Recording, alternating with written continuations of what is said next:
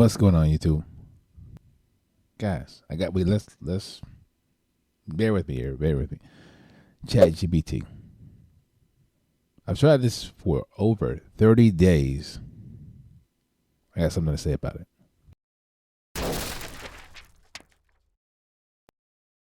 All right, guys, welcome to the channel. Kitty the Double O back at it again, folks. Welcome. We're back. The ones who are new to the channel, welcome to the channel. Again, Kitty the Double O. Welcome to the channel. Here on my channel, I talk about everything from designing, developing, all the technical as well as those soft skills that are needed to land that first dev job. If there's something you like and it interests you, please like, share, and subscribe. All right, let's crack this thing open, guys. ChatGPT. What is this? Huh? What is this ChatGPT thing? Here, let's do it. I'm gonna do it on the fly. Let's do it on the fly, guys. I want to do this on the fly. I should have went to it, but I didn't. So we're gonna wiki this thing. Let's Wikipedia this thing real quick. ChatGPT. All right. So ChatGPT is Chat Generative Pre-trained Transformer. All right, it's a chatbot. It's launched by OpenAI. All right, it launched in November 2022. So the rant and rave was all nuts from maybe even October was talks about it, and people started rolling their sleeves up and playing with this thing in November, and then the start of the year. You see, we've spammed YouTube with this. I decided to squeeze mine in. I wanted to wait till the law kind of started to die down, but it looks like it's not dying down that much. So anyway, so it was built on top of OpenAI's GPT-3 family. It's a large language model. So it's fine-tuned, and what it does is built to learn things.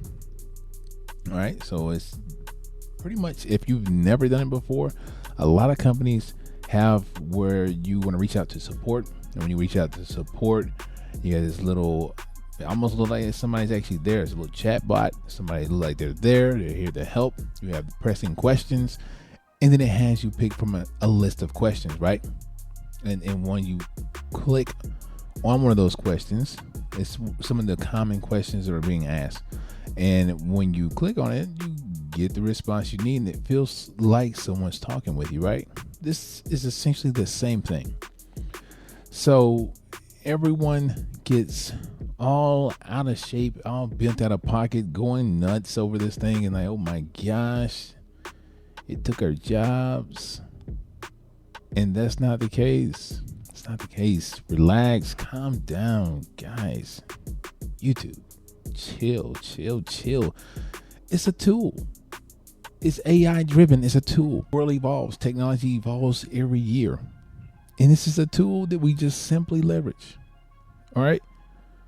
So I dig around in this tool a little bit, and I play with this for 30 days. And this is what I got to say about it. It's freaking phenomenal. I mean, embrace it. So I want to talk to my ones who, again, you're just starting off. It could apply the ones that have been already in the game. I want to talk to the ones who are getting started, getting this thing rolling. You learn a little bit of code, and I want to tell you what this thing can do for you. Sometimes you may feel like you have these silly questions that are very, very silly, and you don't want to ask anybody. You can ask ChatGPT, and you'll get a pretty solid response. I need you to understand, it won't be 100%, but it'll be pretty solid. I'm a firm believer of wherever I get my resources, whether it's AI or my best friend, I'm going to inspect what I expect. You should always do that. Inspect what you expect. Let's say it one more time. They say you remember it in threes. Inspect what you expect. So don't just take that. Just don't take that. But you should kind of have an idea of what you've learned, and based on the response you get, you should know if that's a pretty solid answer. And most of the time, I'm gonna say most of the time, 90% of the time I've asked this thing some questions and needed a deeper understanding on something, it's been accurate. So take it with a grain of salt. But understand that this is your senior developer buddy who never makes fun of your questions, who is very approachable, and who will stick with you on the trivial things when it comes to coding. And it's pretty cool when you kind of think of that. It's when you just have this buddy who just, it doesn't matter how you necessarily treat it. I'm nice to ChatGPT, but the point I'm making is AI. It doesn't really have any feelings. But the point is, it is very resourceful. So you just simply leverage it. So let's address this thing about the jobs, okay? So the job situation. Understand, the jobs that this has already taken over are the jobs, listen to me here, are the jobs you shouldn't be holding on to if you're in tech.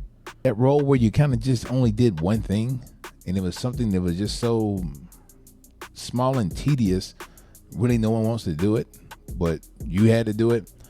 That's the kind of jobs that it's taking. It's taking ones that are very, like, not heavy task driven, but it requires somebody sitting at it and kind of plugging away those small same tasks. This takes care of that. So to me, if you're concerned about it taking any jobs, it's not doing that. It's not. The ones that it's simply taking are ones you shouldn't want to hold on to, which if you did anyway without something like a ChatGPT, you wouldn't last long anyway. Get your skills up. Get your skills up and leverage with this tool. Not even just this tool. There's so much competition coming out here now. I mean, you got other resources, but don't get worked up. Don't get so worried about it like that. Embrace it and use it to your advantage. Now, some things to know. It's limited on its knowledge. I think it's still hanging around 2001, but that is plenty of knowledge for what you'll need, especially when it came to tech related questions. When I asked it a lot of stuff, it helps. It gives you some code if you need it. Gives you a little guidance if you want to entertain some certain topics, and it can give you good project ideas. And with that being said, I know this has not been something that teachers have been happy about, artists have been happy about. A lot of people have been pretty mad about this thing. But at the end of the day, understand, everything still requires a human touch. It's okay to leverage this, but you're gonna always need a human touch. And that's what's gonna separate us from AI always. We're gonna have machines around till the end of time, but to separate ourselves is with that human touch. I want to highlight that, and understanding ChatGPT is phenomenal. It's a tool to really open up doors. It's going to open up other opportunities with natural language positions. Let me look at this up. Look, let me see if I looked at this correctly. That right? Let me take a look at this. So I can't remember it by name, but I feel like it was natural language positions. Don't quote me on that, but what I want to pretty much highlight on that is the natural language positions that it's going to have available simply means that, understand, tools like this, Midjourney is another one. It helps with art. And understand, I've learned this firsthand with Midjourney. I don't care what you tell this thing.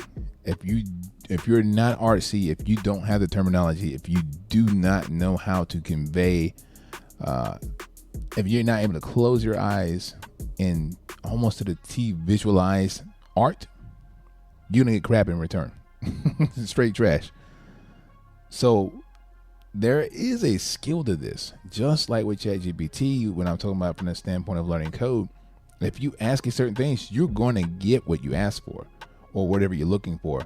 You have to know how to tailor your words, know how to adjust them to get the most accurate response, something that's very solid that you can purely leverage. So again, I feel like his natural language, I don't know, it'd be natural language consultants or whatever it may be, but there has to be, I'm certain that's what it was, but those are open positions that will be available. You have to know how to talk to AI, and you have to know how to, the tooling itself is going to fine tune over time. Like, you have to know how to communicate with it. Let's not be concerned about it taking any jobs. You're totally fine. This, to me, if you chose this to be a concern, then you honestly just simply needed an excuse not to continue coding anyway. You're using this as an excuse. You're using pretty much anything else as an excuse. And that means this is not for you anyway. So if you're someone like me, I'm very enthusiastic about this thing. I'm very hopeful. I'm very excited about the opportunities this will open up. And I'm also excited about another opportunity to learn more and to become a stronger developer, and to get so technical and to get so crafty with this that I can build some amazing things around this. So if you're thinking like that, you're in the right place. All right, so that is all for this video. I want to do a regular kind of video this time, so I don't really see much of a difference than what it was for the podcast, but I just love to come and chat. So I love to chat, and then I got some other stuff coming down the pipeline, guys. I don't want to talk about it too much yet now, but just continue to stay tuned, stay locked. If you enjoy what you're hearing, and if you're just excited about all the cool technologies and just the excitement of finally getting to get into the game of tech and need help with that, let me know. Leave some comments down below. Feel free to email me, KDL00@gmail.com, or reach out to me, DM me on Twitter or Instagram at KDL00. Let me know. I mentor as well, so I help ones who are looking to get into the game, or I've kind of got some wheels rolling a little bit, but kind of bogged down because they're trying to figure out how to navigate around and try to figure this thing out. So if you're out there right now and you already connected with me or have not connected with me, understand we're at that phase. It's that little first quarter phase where they're kind of stacking papers up in the office, if you will, in HR, and they're going to start reaching out to folks. So hang tight. February, we're in February now. March is going to kick up, and then we're going to start being kind of off to the races, because I feel like businesses, and this is just natural, it's not a feel really, it's just how it flows right now. Businesses are going to find what they need, right? They'll know what they need by the end of that first quarter. They'll know what they need, and you should be a part of that. All right, you get yourself prepared. Portfolio, show some real world work, not just regular projects, a to-do list or a calculator, right? Let's do some real world projects. Freelancing. Don't wait for employment or an employer to show your skills off to, having a handout, or hey, I don't have the experience. This is how you gain the experience. This is how I did it. I freelanced. I ran out and found work, built a portfolio. Wasn't even all that amazing, but I went out and just started doing things. I quit making excuses. I rolled up my sleeves and I started putting in the work. Put in the work. All right. So that is it for this one, guys. Do like, share, and subscribe. Help me with the little boost up on the algorithm. I tell you, YouTube is an interesting place, folks. It's a very interesting place to be. And yeah, stay tuned, stay locked. And we'll see you. Peace.